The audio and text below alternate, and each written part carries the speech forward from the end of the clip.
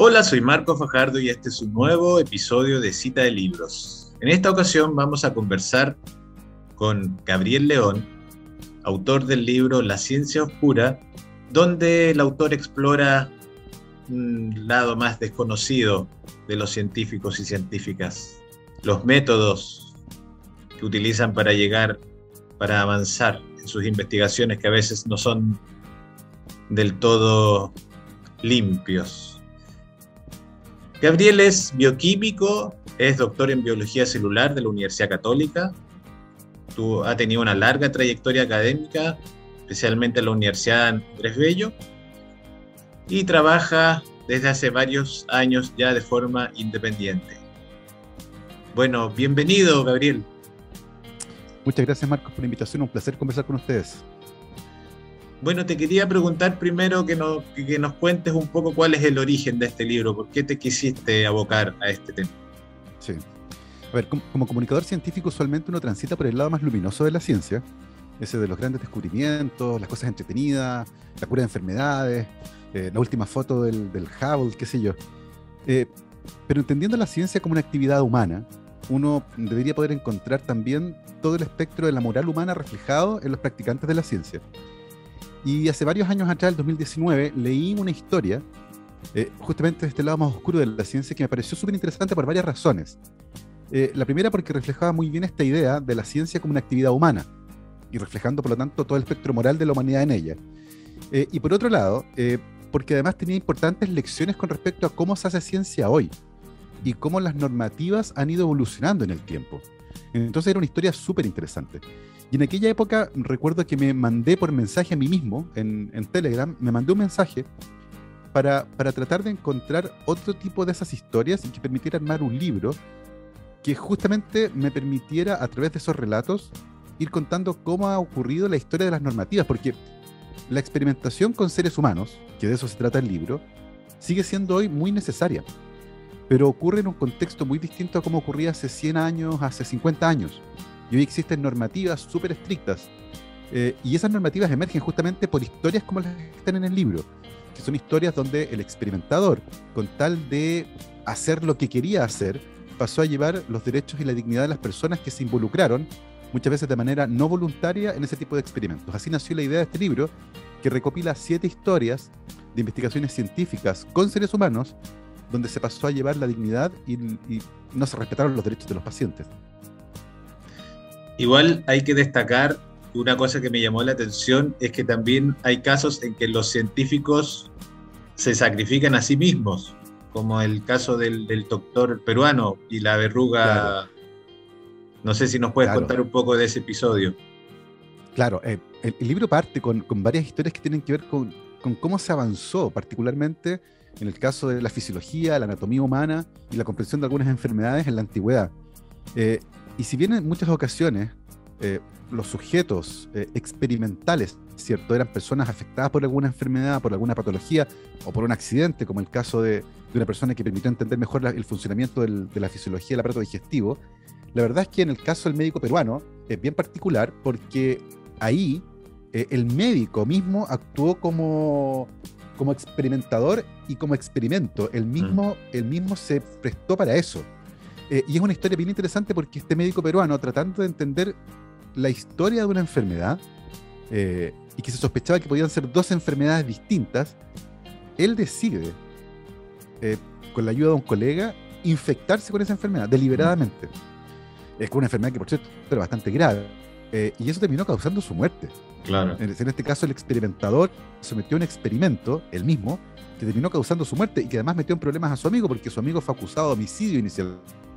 Finalmente las autoridades peruanas lo dejaron libre cuando entendieron en qué contexto ocurrió esto, pero efectivamente muchas veces los científicos han experimentado consigo mismos, y hay casos más recientes de un médico australiano que, intentando demostrar el vínculo causal entre una infección bacteriana en el estómago y el cáncer de estómago, se tomó un cortito de bacteria y se causó la enfermedad a sí mismo. Bueno, ese señor finalmente se ganó el premio Nobel de Medicina en una actitud tremendamente arriesgada, pero que muestra cómo muchas veces efectivamente los científicos están dispuestos incluso a experimentar consigo mismos. Ahora, tú de todas estas historias, ¿cuál destacarías o cuál es una o dos historias como que fueron las que más te llamaron la atención al momento de escribir este libro? Eh, yo diría que la primera y la última. La primera porque permite entender parte importante de cómo se construyeron este tipo de historias, de la importancia de que la ciencia y la sociedad estén conectadas. ¿Qué es lo que ocurre cuando una muy mala idea científica llega a la sociedad sin mucha explicación? Que fue lo que pasó con la eugenesia. De eso se trata la primera historia, que es una idea que sale a la cabeza de un científico inglés y que de alguna forma toma vida propia y llega a la sociedad y se instala como una muy buena idea. La eugenesia entendida como el mejoramiento de nuestra especie, promoviendo la reproducción de ciertas personas consideradas buenas, pero al mismo tiempo impidiendo la reproducción de ciertas personas consideradas como poco aptas. Entonces había alguien decidiendo qué era bueno y qué no era bueno, haciendo juicios de valor con respecto a las personas. Y en la práctica entonces la eugenesia funcionó como una justificación científica al racismo. Y ahí la ciencia perdió el control de esa idea completamente. Y son lecciones tremendamente importantes para lo que estamos viviendo hoy, donde muchas de estas ideas racistas están empezando a reflotar, con una oposición muy blanda, entiendo yo, de la comunidad científica, que no se incorpora en estos debates porque siente que son debates políticos donde a lo mejor no debería meterse. Pues debería hacerlo. Entonces hay una crítica también a esa suerte de distancia artificial que se produce entre la práctica científica y la política, entendida al mismo tiempo como mantener un debate saludable con respecto a las ideas científicas cuando estas tienen un impacto en la sociedad. Y además, la eugenesia sirvió también como uno de los combustibles más importantes de los planes del régimen nazi. Claro. Y el holocausto judío se explica en parte importante a partir de este tipo de ideas que pierden completamente el control. Y la última historia, que es bien terrible, por cierto, es la de un psicólogo neozelandés que hizo grandes aportes a la psicología, particularmente al desarrollo psicosexual, pero que en el camino tuvo una idea muy mala y la evidencia científica disponible sugería que esa idea estaba equivocada. Sin embargo, este señor en un momento, aparentemente, tuvo más ganas de tener la razón que de encontrar la verdad e insistió con esta idea, haciendo un experimento científico tremendamente brutal que arruinó completamente una familia. Y hay también lecciones muy importantes con respecto a la ciencia como un ejercicio de humildad, donde es importante reconocer que las hipótesis propias pueden estar equivocadas cuando la evidencia científica muestra que es así, y lo importante que es no perder el foco. La ciencia es un ejercicio que nos permite entender mejor el mundo, y ese entendimiento más acabado del mundo muchas veces implica que tenemos que renunciar a nuestras hipótesis más antiguas, sobre todo cuando vemos que la evidencia no lo apoya. Y en este caso claramente este señor pecó y se convirtió en un mal científico finalmente, porque tenía más ganas de tener la razón que de encontrar la verdad. Pero en el camino además arrasó con una familia, con una historia que es tremenda. Entonces yo diría que todas historias, personalmente, son muy relevantes por el impacto cultural que tuvieron, histórico, y por el reflejo de lo que ocurre cuando un científico deja de ser un buen científico, y en el camino además involucra... Ahora, tú como fuiste alumno y también has sido académico, los científicos, los estudiantes de ciencia, ¿cuánto ven, por ejemplo, el tema de la ética en la actualidad? No sé, ¿cómo fue tu experiencia tanto como estudiante como profesor en ese aspecto?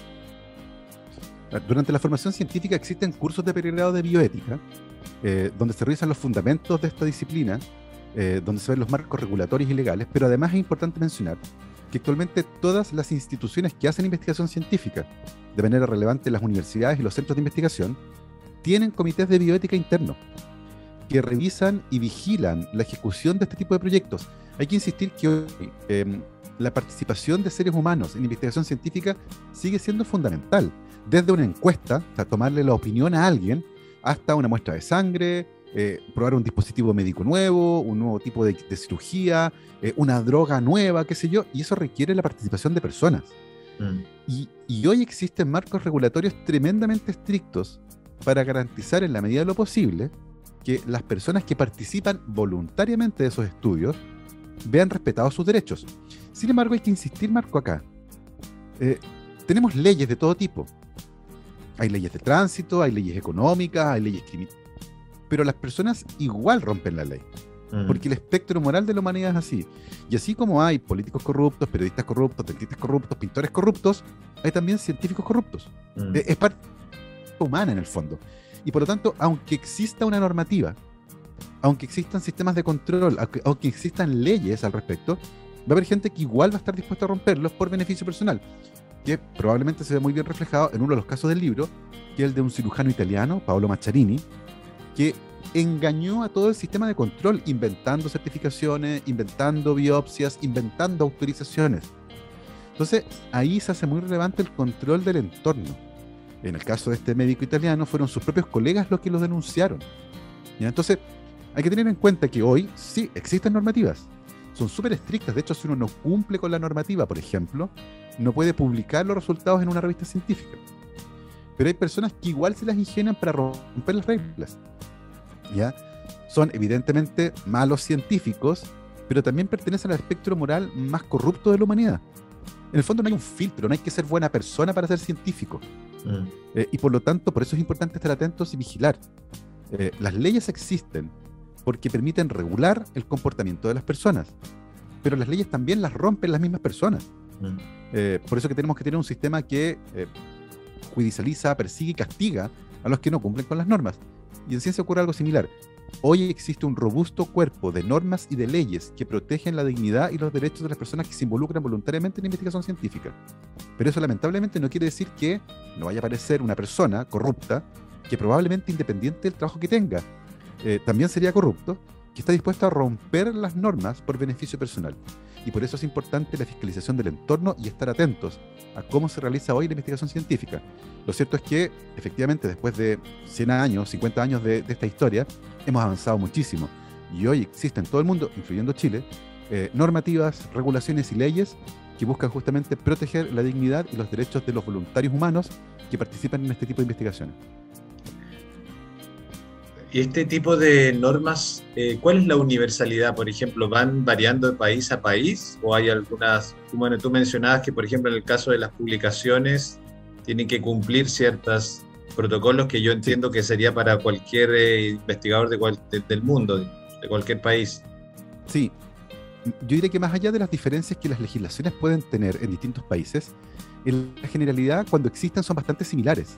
Y están todas basadas tanto en el Código de Nuremberg como en las actualizaciones posteriores que tuvieron, particularmente en la Asamblea de Helsinki del 64, donde finalmente ahí emerge un cuerpo de normativa que ya está mucho más claro, mucho más extenso, y sirve como inspiración al resto de las legislaciones.